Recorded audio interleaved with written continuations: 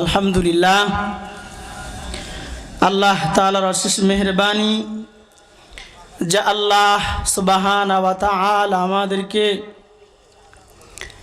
রহমতি বরকতি সামিয়ানার নিচে কনকনে শীতের মধ্যে আসা এবং বসার, কিছু কথা বলা ও শোনার তৌফিক দান করেছেন। সেজন্য আমরা অন্তরের অন্তঃস্থল থেকে কালিমাতুশ শুকর ও সুজুদ সকলেই আদায় করে নেই। অন্তর থেকে পড়ি আলহামদুলিল্লাহ। লাখ কোটি দরুদ ও সালাম সেই মানবতা মুক্তির দূত সরকারে দো আলমের প্রতি, যাকে না মারাইলে বিশ্বজাহান পৃথিবীর কোনো জিনিস আল্লাহ রব্বুল আলামিন এত সুন্দর করে বানাইতেন না। সেই নবী পাকের প্রতি সকলেই পড়ি সাল্লাল্লাহু আলাইহি ওয়াসাল্লাম। যে আয়াতে কারিমা তিলাওয়াত করেছি, হাদিস, এই আয়াত আর হাদিসকে সামনে নিয়ে কিছু কথা মুজাকারা করব ইনশাআল্লাহ তাআলা। যেই কথাগুলি বলবো প্রথমে যেন আমি আমল করতে পারি, এরপর তামাম গোটা পৃথিবীর উম্মতি ভাই যেন আমল করতে পারে। সকলে বলেন আমিন। আল্লাহ পাক বলেন ওয়াসারিউ ইলা মাগফিরাতি, ওয়াসারিউ তোমরা দৌড়াও, ইলা দিকে, মাগফিরাত মাগফিরাতের দিকে। আল্লাহ পাক বলেন বান্দা তোমরা মাগফিরাতের দিকে দৌড়াও। এই মাগফিরাতটা দিবে কে? মির রব্বিকুম, তোমার রবের মাগফিরাতের দিকে। আল্লাহ পাক বলেন বান্দা আল্লাহ তাআলা যেই কাজ করলে মাফ করে দিবেন, ক্ষমা করে দিবেন, সেই কাজের দিকে দৌড়াও। সেই কাজটা তুমি করো, সেই কথাটা শোনো, সেইভাবে চলো, সেইভাবে খাও। মোট কথা শোয়া থেকে নিয়ে উঠা পর্যন্ত তোমার যতগুলি কাজ কর্ম আছে, প্রত্যেকটা কাজ কর্ম যেন রব্বে কারিমের রেজাইর জন্য হয়। কথা ঠিক কিনা বলেন? এই জন্য আল্লাহ পাক বলেন ওয়াসারিউ ইলা মাগফিরাতি মির রাব্বিকুম। এ দুনিয়ার মানুষ, তোমরা তোমার রবের মাগফিরাতের দিকে দৌড়াইতে থাকো। বলেন মাগফিরাত কোথায় পাওয়া যায়? আল্লাহ পাক বলেন ও দুনিয়ার মানুষেরা, তোমরা যদি মসজিদে দৌড়াইতে থাকো, মসজিদে যাও দৌড়ায়া, আমি আল্লাহ তাআলার মাগফিরাত মসজিদে দৌড়াইলে পাইবা। আমি আল্লাহ তাআলার মাগফিরাত যদি তোমরা পেতে যাও, তাহলে যেই জায়গায় আমি আল্লাহ তাআলার বরত্বর আলোচনা করা হয়, সেই জায়গায় গিয়ে একটু বসে যাও। তোমার কোনো আমল যদি না থাকে, এই যে কনকনে শীতের মধ্যে এসে বসে গেছেন, একটাই উদ্দেশ্য ছিল বক্তাকে দেখানো হয়, বক্তা কি আলোচনা করে, কি সুর দেয়, এইটা দেখার উদ্দেশ্য ছিল না। একটাই উদ্দেশ্য, কি কথাগুলা বলবে, ওই কথাগুলো শুনে যেন আমি আমল করতে পারি। কথা বলা ঠিক কিনা বলেন? এই আমল যদি করতে পারি, একটা কথা যদি আপনি বাসায় নিয়ে যেতে পারেন, আপনার জীবনে ফিট করতে পারেন, আপনি যদি আপনার পরিবারে কারোর দ্বারা ফিট করাইতে পারেন, পরিবারে যদি চালু করতে পারেন, খোদার কসম আল্লাহ তাআলা আপনাকে পিছনের সব গুনাহগুলি আল্লাহ মাফ করে দিবে। এজন্য আল্লাহ পাক বলেন ওয়াসারিউ ইলা মাগফিরাতি মির রাব্বিকুম, তোমার রবের মাগফিরাতের দিকে দৌড়াইতে থাকো।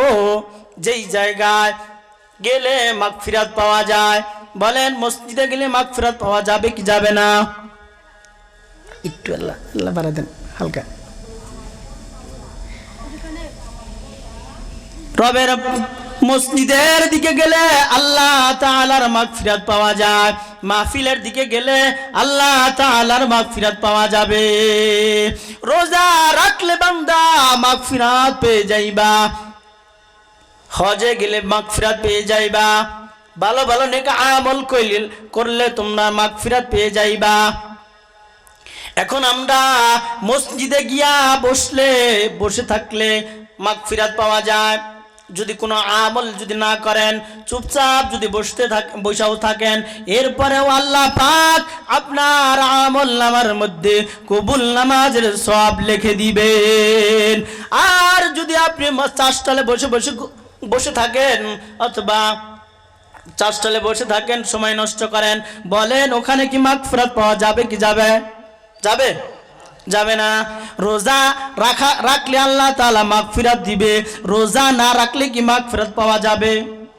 হজে গেলে মাগফিরাত পাওয়া যাবে, হজ যারা করে না তাদেরকে আল্লাহ মাগফিরাত দিবে, মাফ করবে? দিবে না। এই জন্য আল্লাহ পাক বলেন, ও দুনিয়ার মানুষগুলা তোমরা ওই দিকে দৌড়াও যেই দিকে আমি রব্বে কারিম তোমাদের কাজের উপরে খুশি হইয়া তোমাকে মাফ করে দিব। যাও তোমরা মসজিদের দিকে দৌড়াও, মসজিদে দৌড়াইবা তো আমি আল্লাহ তাআলার মাগফিরাত তুমি পেয়ে যাইবা। মাহফিলের দিকে যাও বান্দা, আমি আল্লাহ তোমাকে মাগফিরাতের ঘোষণা করলাম। রোজা রাখো বান্দা, আমি তোমার রোজার উপর সন্তুষ্ট হইয়া তোমাকে মাগফিরাত দিয়ে দিব। এই জন্য ভালো ভালো নেক আমল যেই কাজ করলে আল্লাহ খুশি হয় সেই কাজ করা দরকার আছে কিনা বলেন? যদি এমন কাজ আমরা যদি করতে পারি, আল্লাহ পাক বলেন ওয়া জান্নাতিন আরদুহাস সামাওয়াতু ওয়াল আরদ, আসমান আর জমিনের মধ্যে যত ফাঁকা জায়গা আছে, যত দূরত্ব আছে, এই দূরত্ব ফাঁকা জায়গা সমপরিমাণ আল্লাহ তাআলা আপনাকে একটা জান্নাতের মালিক বানায় দিবেন। সুবহানাল্লাহ বলেন। আল্লাহ তাআলা যদি আমার উপর সন্তুষ্ট হয়ে জান্নাত দিয়ে দেয়, বলেন আর কোনো দুঃখ আছে? আল্লাহ যদি আমাকে সন্তুষ্ট হইয়া জাহান্নামেও দেয় তাতে কোনো আপত্তি নেই, কি বলেন? কারণ আল্লাহ আমার উপরে সন্তুষ্ট, রাজি, আমি আল্লাহর প্রতি সন্তুষ্ট। জাহান্নাম এটাকে জাহান্নাম মনে হবে না। ইব্রাহিম আলাইহিস সালামকে যেমন আগুনে ফেলে দিয়েছিল, আগুনটাকে আগুন ছিল, জান্নাতের একটা বাগান হয়ে গেছে। সুবহানাল্লাহ। এজন্য আল্লাহ পাক বলেন এই কথাগুলা তারাই বুঝবে। উইদ্দাত লিল মুত্তাকিন, যারা মুত্তাকি বলা হয় ওই সমস্ত মানুষদেরকে যেই সমস্ত মানুষগুলা আল্লাহ তাআলার হুকুম মেনে চলে, হালাল খাবার খায়, সদা সর্বদাই সত্য কথা বলে, নিজের অঙ্গ প্রত্যঙ্গের দ্বারায় অন্য মুসলমান ভাইকে কষ্ট দেয় না, এই তারাই হলো মুত্তাকি। এই মুত্তাকি মানুষগুলার আর একটা গুণ হলো আল্লাযীনা ইউনফিকুনা ফিস সাররাই ওয়াদ দাররা। মুত্তাকি তারাই যারা বিপদের সময় পরিবারের জন্য খরচ করে, বিপদের সময় নিজের উপর খরচ করে, বিপদের সময় অন্য বন্ধুর জন্য খরচ করে, আবার মুসিবত নাই, সচ্ছল, মনের মধ্যে আনন্দ এবং কোনো কষ্ট ক্লান্তি নাই, দুঃখের সময়ও নিজের পরিবারের জন্য খরচ করে, সুখের সময়ও এই বান্দাটা পরিবারের জন্য খরচ করে, নিজের জন্য খরচ করে, এইবার দিনের জন্য খরচ করে। যখন যে বা ডাক আসে ওই ডাকের উপরে লক্ষ্য করে লাভবাহিক বলে বান্দারা পকেট থেকে খরচ করতে থাকে। মুত্তাকি মানুষগুলার এমন তবিয়ত না, যেই মানুষগুলা মুত্তাকিগুলা সচ্ছলতা অবস্থায় খরচ করবে, দান সৎকা করবে, অথবা নিজের পরিবারের জন্য খরচ করবে, নিজের জন্য খরচ করবে, মুসিবত আসলে করবে না এমনটা নয়। মুসিবতের সময়ও আল্লাহ রাস্তায় দান করে, আবার সচ্ছলতা অবস্থায়ও দান করে। মুসিবতের সময়ও নিজের সচ্ছলভাবে চলতে চায়, নিজের পরিবারটাকেও সচ্ছলভাবে চালাইতে চায়। আবার মুসিবত আসলেও এই বান্দাটা, মুত্তাকি বান্দাটা সচ্ছলভাবে নিজেও চলে, নিজের পরিবারকেও চালাইতে চায়, নিজের রাষ্ট্রটা চালাইতে চায়, নিজের সমাজটাকে সুন্দর করে চালাইতে চায়, চালাইতে চালাইতে ক্লান্ত হয় না। এইবার দুঃখের সময়ও খরচ করে বান্দা শুকরগুজারি করে হলো আল্লাহ, বলে আলহামদুলিল্লাহ। খরচ করার পরে খুশি হয়ে দিল থেকেই বান্দা শুকরগুজারি করে কার? আল্লাহ। এইবার দুঃখের সময় হোক আর মুসিবতের সময় হোক, সচ্ছলের সময় হোক, এই বান্দা খরচ করতে গিয়া যখন নিজের ব্যথা ব্যতীত হয় অথবা পরিবারের সাথে ধাক্কা ধাক্কি হয়, ঝগড়া লাগে না, কথা কাটাকাটি হয় না, হয়।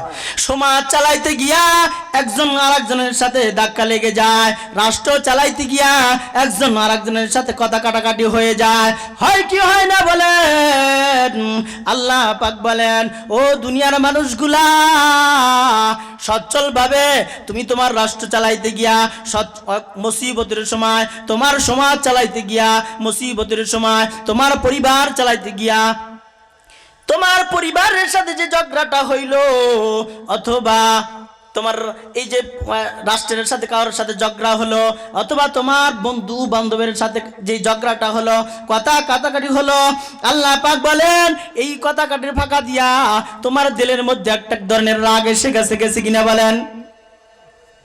আল্লাহ পাক বলেন, আল কাযিমিন আল গায়যা ওয়াল আফিনা আনিন নাস ওয়াল্লাহু ইউহিব্বুল মুহসিনিন।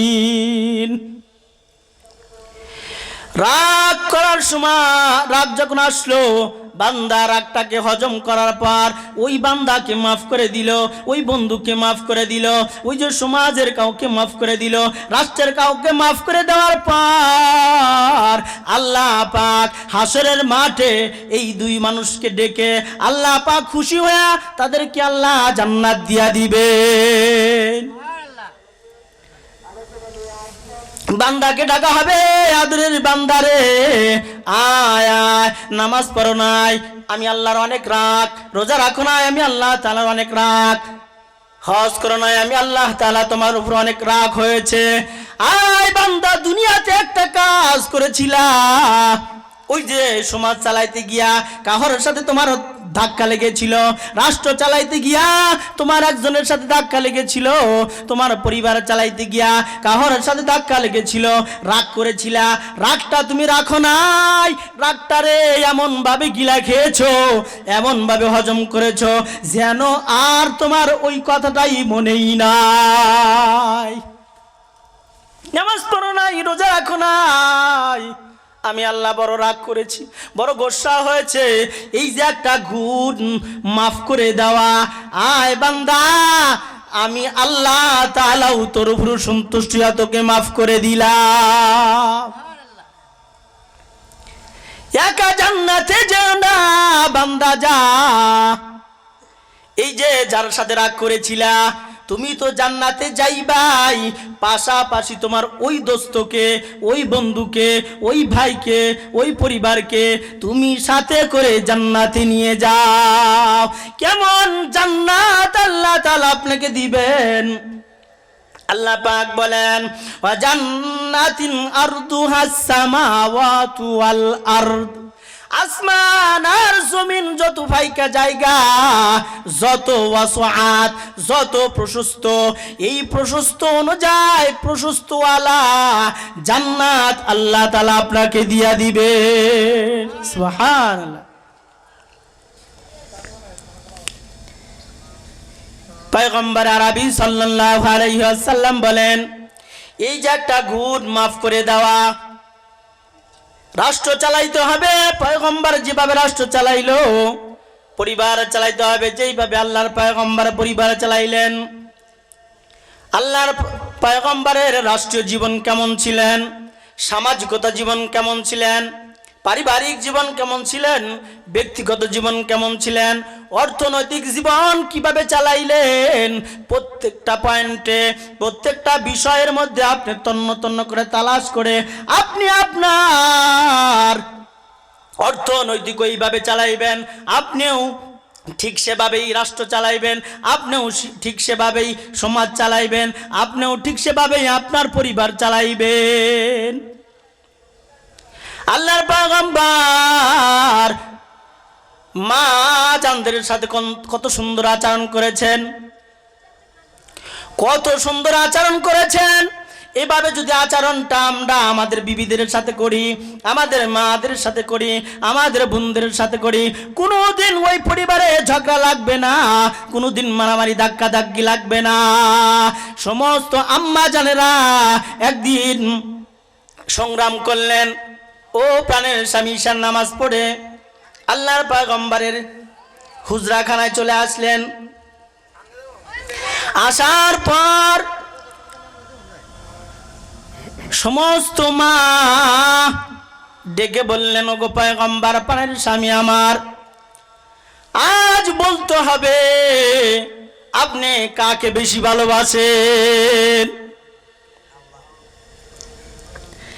আল্লাহর পয়গম্বর বললেন, ঠিক আছে তোমরা যাও, এই কথার উত্তর আমি আগামীকাল ফজরের নামাজের পরে দেব। আল্লাহর পয়গম্বর মুহাম্মদুর রাসূলুল্লাহ সাল্লাল্লাহু আলাইহি ওয়াসাল্লাম ঈশা নামাজের পর কয়েকটা খেজুর হাতে নিলেন। কয়েকটা খেজুর হাতে নিয়া প্রত্যেকটা বিবিদের কাছে গেলেন। প্রথম বিবির কাছে একটা খেজুর দিয়া বলেন, ও বিবি আমি তোমাকে ভালোবাসি। দ্বিতীয় স্ত্রীর ঘরে গেলেন, একটা খেজুর হাতের মধ্যে দিয়া বললেন, আমি তোমাকে ভালোবাসি। আর একজন স্ত্রীর কাছে গিয়া একটা খেজুর হাতে দিয়া বললেন, আমি তোমাকে ভালোবাসি। এক এক করে প্রত্যেকটা বিবির কাছে গেলেন, একটা করে খেজুর দিলেন। সকালবেলা ফজরের নামাজের পর পয়গম্বর আরবি সাল্লাল্লাহু আলাইহি ওয়াসাল্লামের হুজরা মুবারকে আবার সংগ্রাম। ও পয়গম্বর রাত্রে বলেছেন, আমাদেরকে কাকে বেশি ভালোবাসেন এইটা ফজরের পরে বলবেন। বলেন বলেন কাকে আপনি বেশি ভালোবাসেন? আল্লাহর পয়গম্বর আম্মা জানদের দিলের মধ্যে কষ্ট দিলেন না, কেউ কারোর সাথে রাগ করবে এমন আচরণ করলেন না, এমন কথা বললেন না, সুন্দর করে উত্তর দিলেন, আগামীকাল ঈশার পরে যাকে খেজুর দিয়েছি আমি তাকেই ভালোবাসি। সুবহানাল্লাহ। খেজুর কি এক বিবেক দিছে? হ্যাঁ। আর আগের মা আমাদের আব্বা জানেরা ভাই বেরাদরা দুইটা বিয়া করলে, তিনটা বিয়া করলে কি ধাক্কা ধাক্কি আর কি মারামারি, আল্লাহ। চারটা বিয়া করেন, একটা যদি না হয় মাসনা ওয়া সুলাসা ওয়া রুবাহা, একটা যদি না হয় দ্বিতীয়টা না হলে তৃতীয়টা। তবে সাবধান, একজনকে দিবেন পাঙ্গাস মাছ আর একজনকে দিবেন তেলাপুয়া, তা চলবে না। একজনকে দিবেন 300 টাকার শাড়ি আর একজনকে দিবেন 50 টাকার, তা হবে না। সমানভাবে আপনাকে ভাগ বন্টন করে দিতে হবে, রাতের ভাগটাও সঠিকভাবে ভাগ করে দিতে হবে। এক রাত বেশি থাকা যাবে না। যদি থাকেন বোঝা যাব আপনি মুত্তাকি হতে পারেন নাই, আপনার মধ্যে রাসূলের আদর্শ এখন আসতে পারে নাই। আল্লাহর পয়গম্বর নিজের পরিবার কিভাবে চালাইলেন, নিজের সমাজ কিভাবে চালাইলেন, নিজের রাষ্ট্র কিভাবে চালাইলেন, নিজের অর্থ কিভাবে ব্যয় করলেন, সব কিছু নিজের জীবনে ফিট করবেন। আল্লাহর পয়গম্বর বলেন, এই ফিট করে করে যারা চলবে এই ব্যক্তি কানা মাই ফিল জান্নাহ, সেই ব্যক্তি আমি পয়গম্বরের সাথে জান্নাতে থাকবে। সুবহানাল্লাহ। পয়গম্বর বলেন, মান আহাব্বা সুন্নতি ফাকাদ আহাব্বানি ওয়া মান আহাব্বানি কানা মাই ফিল জান্নাহ। যারা সুন্নতকে মহব্বত করলো তারা যেন আমি নবীকেই মহব্বত করলো, আর যারা আমি নবীকে মহব্বত করলো তারা আমি পয়গম্বরের সাথে জান্নাতে থাকবে। পয়গম্বর বলেন, লা ইউমিনু আহাদুকুম হাত্তা আকুনা আহাব্বা ইলাইহি মিন ওয়ালাদিহি ওয়া ওয়ালিদি ওয়ান নাসি আজমাইন। তোমরা পরিপূর্ণ ঈমানদার ততক্ষণ পর্যন্ত হতে পারবে না যতক্ষণ পর্যন্ত তোমার মার চাইতে আমি নবীকে বেশি ভালো না বাসবা, তোমার আব্বার চাইতে বেশি যতক্ষণ পর্যন্ত না বাসবা, তোমার পরিবারের সকলের চাইতে বেশি ভালোবাসা যদি আমাকে না দিতে পারো, তোমার টাকা পয়সা অর্থ করি তোমার জীবনে যা আছে এর চাইতে যদি বেশি আমি পয়গম্বরকে ভালোবাসতে না পারো, এমনকি তোমার নফসের চাইতে বেশি আমি পয়গম্বরকে যদি ভালো না বাসতে পারো, ততক্ষণ পর্যন্ত পরিপূর্ণ ঈমানদার হতে পারবা না। পয়গম্বর শিখাইলেন, ও উম্মত তোমরা নামাজে আসো। চাষতলে বসে বলে, ও মুসল্লিয়েরা, ও টুপিওয়ালারা, নামাজ পড়া কি পাইলা? আগে ঈমান ঠিক করো। নামাজ না পড়লাম আমার ঈমান ঠিক আছে। বলেন আল্লাহর পয়গম্বর বলেছেন, আল্লাহর পয়গম্বরের জীবদ্দশা হাতাইলে দেখা যায় নামাজ পড়তে পড়তে পা মোবারকগুলা ফুলে যাইতেন। নামাজ না পইরা যদি ঈমান ঠিক হইতো তাহলে আমার পয়গম্বর আগে নামাজ পড়তেন না। কথা ঠিক বুঝছেন? যদি নামাজ ছাড়াই যদি ঈমানই ঠিক হইতো তাহলে রাসূল নামাজ বাদ দিতেন না। এই নামাজ বাদ দিতে ঈমান আগে ভালো হয়। এইটা কথা ঠিক যে ঈমানের পিছনে আগে মেহনত করতে হবে, আগে মন ঠিক করতে হবে, ঠিক আছে। কিন্তু ঈমান যখন আপনি তাসদিক বিল কলব ইকরার বিল লিসান, যখন আপনি মুখে প্রকাশ করলেন অন্তরে বিশ্বাস করলেন, তখনই আপনার উপরে ঈমানি দায়িত্ব, আপনার উপরে 5 ওয়াক্ত নামাজ ইহতিমামের সাথে আদায় করতে হবে। রাসূল নামাজ পড়তে পড়তে পা মোবারক ফুলে গেল। রাসূলের শেষ বাক্যটাও ছিল সালাত সালাত, গোলামের হক আদায় করো। শেষ বাক্যটাও নামাজের শব্দ ছিল। আর আমরা চাষতলে বসে বলি আগে ঈমান ঠিক করেন, নামাজ না বললাম আমাদের ঈমান ঠিক আছে। আহারে, ঈমান যদি নামাজ না পড়লেই ঠিক থাকতো তাহলে আবু বকর নামাজে আসতো না, ওসমান নামাজে আসতো না, আবু বকর আলী নামাজে আসতো না। আসতো? কি দরকারটা আছে ঠান্ডা পানিতে উজু করে? হাই রে, শেষ রাত্রে উঠতে মনে চায় না। ওই সময় মনে আরো শীত বেশি, এই বেশি ভালো করে ধরে, এই 2 ঠ্যাং থোতার সাথে লাগায় আর ধরি কিনা বলেন? নামাজ না পড়লেই যদি ঈমান ঠিক হয়, খামাখাই কি দরকারটা আছে যে নামাজে এই উজু ঠান্ডা পানিতে উজু করে মসজিদে কোনায় যাবো আমরা, আগে আজান দেওয়া লাগবো? কি দরকারটা আছে? হের মতো তো আমাদের মনে চায় যে একটু চাষতলে বসে গেদে করে ছবি দেখি। হ্যাঁ, ছবি দেখতে মনে চায় না? আমার কি মন নাই? আপনার কি মন নাই? মনটাকে বুঝতে দেখা যাব না। তুমি আলেম মানুষ, তুমি হুজুর মানুষ, তুমি একজন নামাজি মানুষ, তুমি রোজাওয়ালা মানুষ, দেখা যাবে না। তুমি দাড়িওয়ালা মানুষ, এই দাড়িটা নিয়ে কেমনে টিভির সামনে বসি? একটু বিবেকটাকে ধাক্কা দেওয়া দরকার, কি বলেন? এরপরেও আমরা, রাসূল বলে আমার আদর্শ যদি ফিট করতে পারো তাহলে যাইবা জান্নাতে। আর আদর্শ কি এইটা? আদর্শের মধ্যে থেকে এইটা আছে যে নামাজ না পড়লেও আমাদের ঈমান ঠিক আছে। আহারে বোকা, আহারে কপাল পোড়া, রাসূলের আদর্শ এমনটা না। যদি এটাই হইতো তাহলে সাহাবা আজমাইন এত কষ্ট করে নামাজে দাঁড়াইতো না।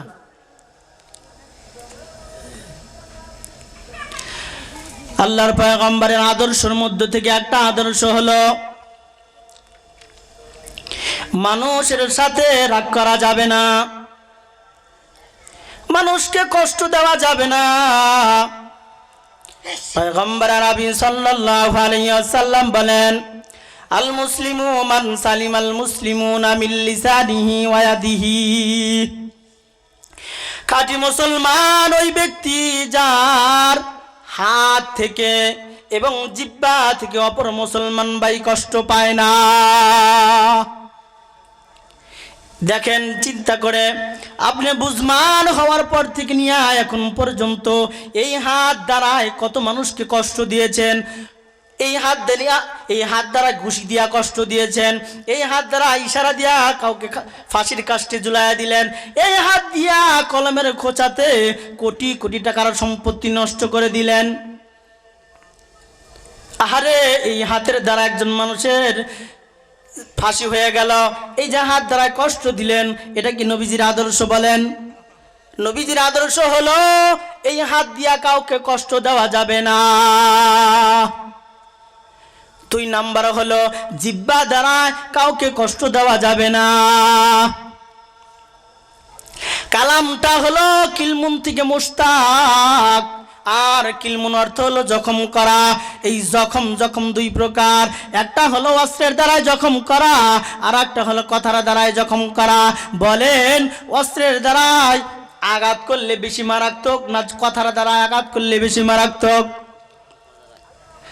অস্ত্রের দ্বারাই জখম করলে, দাওয়া করলে, ওষুধ পানি খাইলে, ব্যান্ডেজ লাগাইলে এই দাওয়াটা, এই ব্যান্ডেজ, এই অসুখটা সেরে যাওয়ার আশঙ্কা আছে কি আছে না? বলেন। আর যদি জিহ্বা দিয়ে আঘাত করেন, এই জিহ্বার আঘাত এখানে দেওয়া যায় না, ব্যান্ডেজ করা যায় না, ওষুধ খাওয়া যায় না। ওই মানুষটাকে যতবার দেখবে ততবারই মনে হবে, আহারে ভাই আমাকে কত কষ্ট দিয়েছে, আমাকে জবানের দ্বারাই কষ্ট দিয়েছে। দেয় না? পয়গম্বর বলেন, খাঁটি মুসলমান যদি তুমি হতে চাও, হাতের দ্বারা কাউকে কষ্ট দিও না, জিহ্বার দ্বারা কাউকে কষ্ট দিও না। কারণ জিহ্বার কষ্টটা হলো বেশি মারাত্মক। এখানে দাওয়া লাগানো যায় না, ওষুধ লাগানো যায় না, ব্যান্ডেজ করা যায় না। ওই মানুষটাকে যতবার দেখবে ততবার দিলের মধ্যে সেই গাটা তাজা হয়ে যায়। কথা ঠিক কিনা বলেন? ওই মানুষটা এই রাস্তা দিয়ে আসতেছে, আসা মাত্র ওই রাস্তা দিয়ে না আসে অন্য রাস্তায় চলে যায় কিনা বলেন? এই যে হিংসা, এই হিংসা নিয়া পয়গম্বর বলেন, তোমার মধ্যে যদি রাগ এসে যায় তাহলে তুমি 3 দিনের বেশি রাগ করে থেকো না, আগে আগে সালাম দিবা, অহংকার থেকে মুক্তি হয়ে যাইবা। পয়গম্বর আরবি সাল্লাল্লাহু আলাইহি ওয়াসাল্লাম বলেন, ইয়াকুম ওয়াল হাসাদা ফা ইন্নাল হাসাদা তাকুলু নারুল হাতাব। হিংসা কত মারাত্মক, কত মারাত্মক। কয় সকাল থেকে সন্ধ্যা পর্যন্ত শুকনো লাকড়িগুলো এক জায়গায় জড়ো করলেন, আপনার নাতি ভাই পিছন থেকে আসিয়া আপনার লাকড়ির সাথে আগুন লাগায় দিল, পিছনে তাকায় দেখলেন সব লাকড়িগুলো আমার নাতি জ্বালায় দিয়েছে। নাতিকে না মারলেও আপনি আপনার মন থেকে যে কষ্টটা পাইলেন, কমপক্ষে এতটুকু তো বলবেন, হায় হায় এটা কি করলেন ওর ভাই। এই কষ্টের কথা বলা যায় না, দিলের মধ্যে লালন করেন, বাসায় গিয়া বলেন, বিবিরে এত কষ্ট করে এই যে লাকড়ি গুঁড়া জল করছিলাম, আমার নাতি ভাই আমার দাদা ভাই এটাকে জ্বালায় দিয়েছে, কি কষ্ট, আজকে লাকড়ির জন্য বাড়িতে রান্না হবে না। নামাজ পড়ে নাই, ওই যে সারা সপ্তাহে জুমার দিনে নামাজ পড়তে গিয়েছিলেন, এই যে নামাজের জন্য আল্লাহ কিছু নাকি দিয়েছিল, কোনোদিন ওয়াজ নসিহত জান নাই, কিন্তু এই জায়গায় ওয়াজ মাহফিলে 10 মিনিট বসেছিলেন, 10 মিনিটের কথাগুলো দিলের মধ্যে এমন করাঘাত করেছে, কথাগুলো শুনে আমল না করলেও এই যে বসছিলেন সকিনা নাজিল হয়েছে কি হয় নাই? সকিনাজ নেকিগুলো আল্লাহ পাক আপনার আমল নামায় দিয়েছেন। এই যে টুটাপাটা একটা একটা আমলগুলো জড়ো হতে হতে আপনার একটা নেকির একটা স্তূপ হয়ে গেছে। ওই যে রাগ করেনেওয়ালা ব্যক্তি আসতেছে এই রাস্তায়, এই রাস্তা দেখে আপনি এই রাস্তায় না গিয়া অন্য রাস্তায় চলে গেলেন। এই যে হিংসা করার কারণে রোজা রাখেন নাই, টুটাপাটা যে রোজা রেখেছিলেন, নামাজ পড়েন নাই যে টুটাপাটা নামাজ পড়েছিলেন, এই সামান্য একটু একটু আমলের নেকিগুলা এক জায়গায় জড়ো হয়েছিল, এক আল্লাহ তাআলা নেকি দিয়েছিল, এই নেকির মধ্যে একটু হিংসা করার কারণে এই নেকিগুলা আল্লাহ তাআলা জ্বালায়া দিলে একদম 0 পয়েন্ট, আর কোনো নেকি নাই। এই জন্য হিংসা করা যাবে না। এই হিংসাটা আমাদের মা চাচিরা আবার বেশি করে, কিন্তু একটু আগুন না দিলে, লবণ না দিলে, মুচ পেঁয়াজ যদি না দেয়, গেছিলাম দেখছি, হায় হায় মা আবার রাগ করিয়েন না, আমি কিন্তু আপনাকে কটাক্ষ করে কথাগুলা বলতেছি না। মা ও মা, আপনি আপনার জীবনের মধ্যে মা আয়েশা সিদ্দিকা রাদিয়াল্লাহু তাআলা আনহার জীবনী ফিট করেন, দেখবেন আপনার ঘরটা জান্নাত হয়ে যাবে। পয়গম্বর আরবি সাল্লাল্লাহু আলাইহি ওয়াসাল্লাম বলেছেন, ওই স্বামীর প্রতি যদি স্ত্রী সন্তুষ্ট থাকে আর বলে মৃত্যুর সময় আমার স্বামী অত্যন্ত ভালো ছিল, এই কথাটা বলতে দেরি আপনার স্বামীর কবর আযাব মাফ করে দিয়া জান্নাত বানাইতে দেরি করবেন না। অথবা আপনি যদি বলেন, আপনার স্বামী যদি বলে আমার স্ত্রী বড় আমলওয়ালা ছিল, বড় মহাব্বতের মানুষ ছিল, বড় মহাব্বত করেছে, বড় আমলওয়ালা, বড় আখলাকওয়ালা ছিল, বড় ভালো মানুষ ছিল, আমি আমার বিবির দ্বারা কখনো কষ্ট পাই নাই, এমন কথা যদি বলে, মা লিখে নাও তোমার ঘরটাই জান্নাত হয়ে যাবে, তোমার ঘরটাই জান্নাত। ছোট ঈদে শাড়ি একটা আনছে, ছোট ঈদে বড় ঈদে আর একটা এনে দিছে, একটু কম দামের তা, এই বড় ঈদে তাই ওই ঈদে তো এনে দিছি, এবার একটু নেও। এইবার এই সুযোগ পায়া মার বোনে কয় কি, তোমার সংসারে আইসা আর কিছুই পাইলাম না। কয় কি কয় না, আমি যদি না আসতাম তাহলে কেউ আর আসতো না, আমি দেহা খায়া গেলাম। বলে কি বলে না, মা গো রাগ করিও না, আমি আপনাদেরকে সঠিক বুঝ দিতেছি, হলো মা আয়েশা সিদ্দিকা রাদিয়াল্লাহু তাআলা আনহার জীবনটা পড়ে আপনার জীবনে ফিট করেন, খাদিজার জীবন ফিট করেন, মা ফাতিমার জীবন ফিট করেন, দেখবেন আপনার ঘরটা জান্নাতি। আপনার স্বামী স্ত্রীর মধ্যে কোনোদিন ঝগড়া হবে না, মারামারি হবে না, সন্তানগুলো আদব বলা হবে, আখলাক বলা হবে।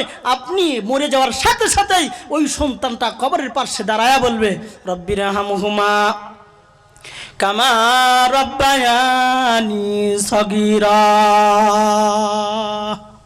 মান্না গঞ্জম দর জমিনে আসমা নেকে গঞ্জম দর কুলুবে মোমেনা।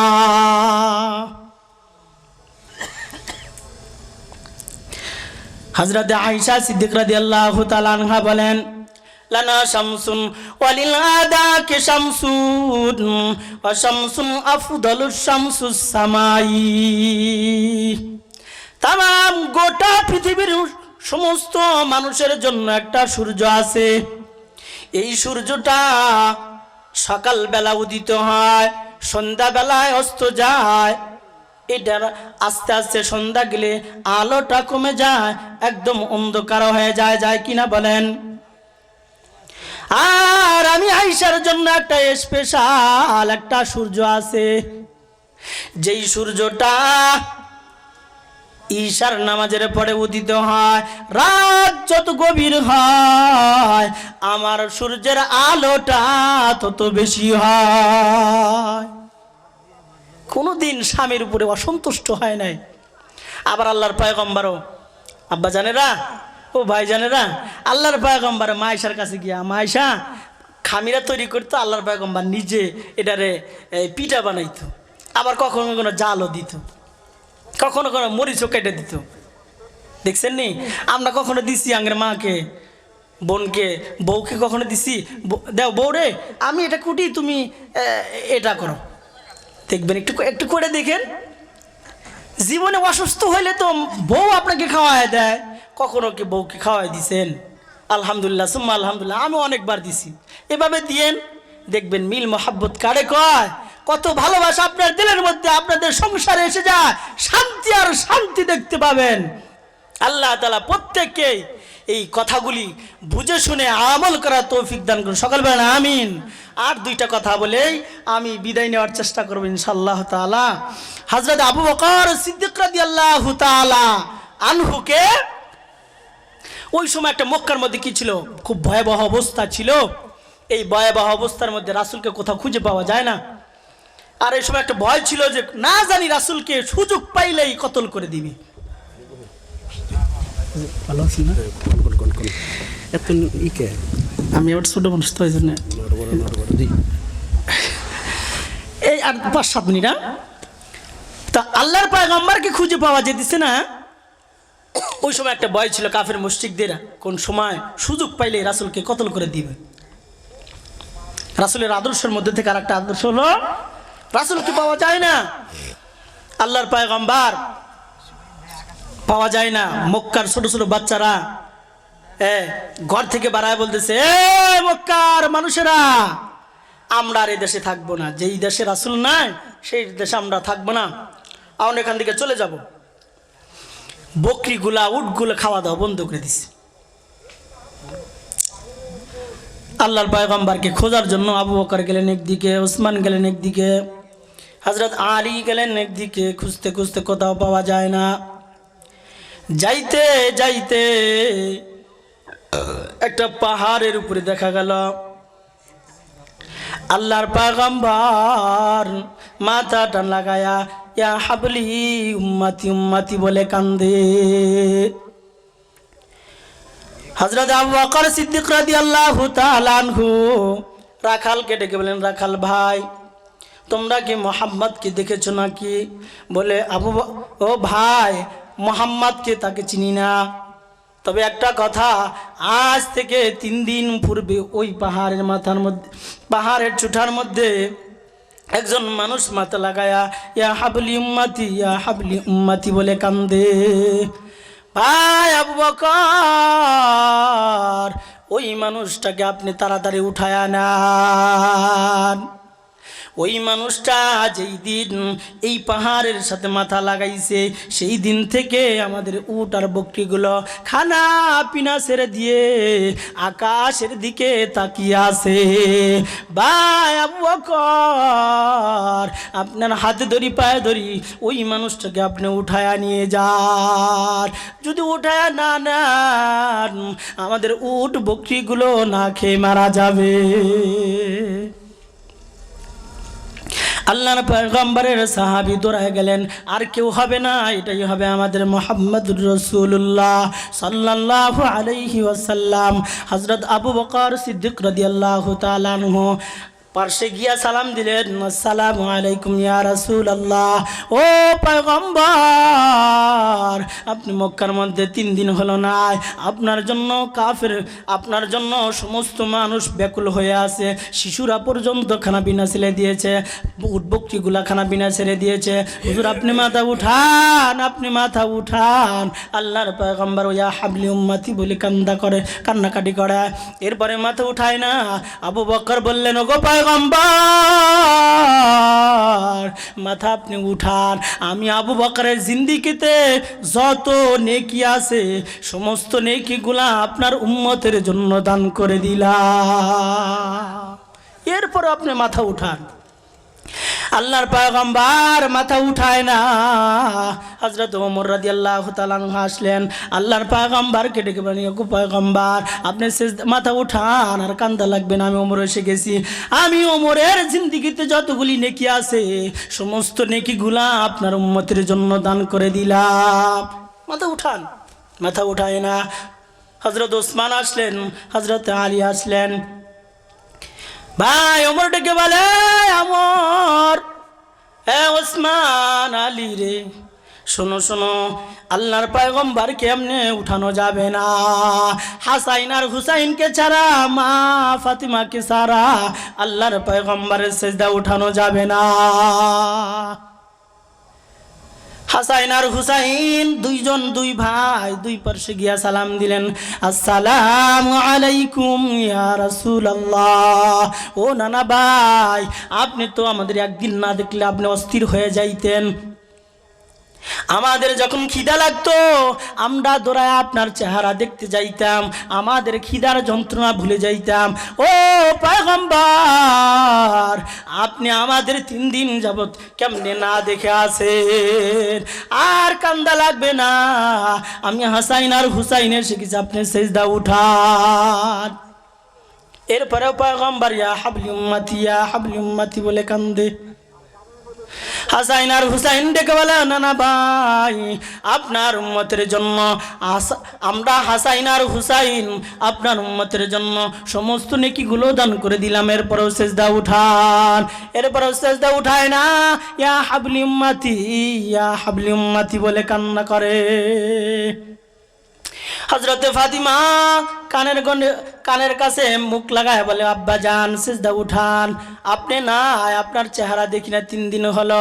মক্কার ছোট ছোট বাচ্চারা আর খানা পিনা ছেড়ে দিয়েছে, পশু উট বকরিগুলোও খানা পিনা ছেড়ে দিয়ে সকলেই আকাশের দিকে তাকিয়ে আছে, আপনি এখানে আছেন। ও পয়গম্বর আব্বা যান, আপনি সিজদা উঠান, আর কান্দা লাগবে না, আমি ফাতেমার জিন্দেগির সব নেকিগুলো দান করে দিলাম। এরপরও সিজদা উঠায় না পয়গম্বর আরবি সাল্লাল্লাহু আলাইহি ওয়াসাল্লাম, ইয়া হাবলি উম্মতি, ইয়া হাবলি উম্মতি বলে কান্না করে। হায় আমার উম্মতের কি অবস্থা হবে, আমার উম্মতের কি অবস্থা হবে, না জানি আমার উম্মতগুলা হাসরের মাঠে কোন মুসিবতে পড়ে যায়। পয়গম্বর সিজদা উঠায় না, আল্লাহর পয়গম্বরের কলিজার টুকরা মা ফাতিমা রাদিয়াল্লাহু তাআলা আনহা নামাজ পড়ে সিজদার মধ্যে ডেকে বলে, ওগো আল্লাহ, আবু বকরের জিন্দেগির নেকিগুলো উম্মতের জন্য দান করে দিয়েছে। আল্লাহর পয়গম্বর সিজদা উঠায় না, ওমর দান করলো সিজদা উঠায় না, ওসমান দান করলো সিজদা উঠায় না, আলী দান করলো সিজদা উঠায় না, আমার কলিজার টুকরা হাসাইন আর হুসাইন দান করলো সিজদা উঠায় না। ও আল্লাহ, আমার আব্বার জন্য আমার জীবনের সব নেকিগুলো দান করলাম, এরপরেও সিজদা উঠায় না। আল্লাহ গো, শেষ মুহূর্তে আমার দেওয়ার মতো কিছু নাই, আমার হাসাইন আর হুসাইনকে দিনের জন্য কুরবানি করে দিলাম। সুবহানাল্লাহ বলেন। আল্লাহ তাআলা দোয়া কবুল করলেন, সিজদা উঠাইলেন। এইবার কারবালার ময়দান শুরু হইল। বাকি কথা, যে কথাগুলো বুঝাইতে চাইলাম, আল্লাহ তাআলা মাগফিরাতের দিকে যাওয়া দিকে এবং রোজা, হজ, নামাজ, ভালো ভালো নেক আমল করে দুনিয়া থেকে চলে যাওয়ার সকলকেই তৌফিক দান করে। সকল বলেন আমিন। একটু জোরে বলেন আমিন। আমি পরিচিত হুজুর দেহ আমার সাথে রাখি করছেন না, কি বলেন? সবাই বলেন আমিন। আমি আজ আপনাদেরকে খাবারের আগে হাত ধোয়া লবণ দিয়ে গেলাম। আমাদের ইনশাল্লাহ বড় বড় হুজুর আসছেন, দামি দামি কথা বলবে, আমলি কথা বলবে।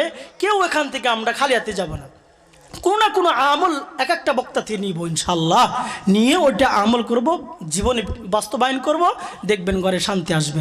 আল্লাহ তাআলা সকলকেই তৌফিক দান করুন। সকলে বলেন আমিন।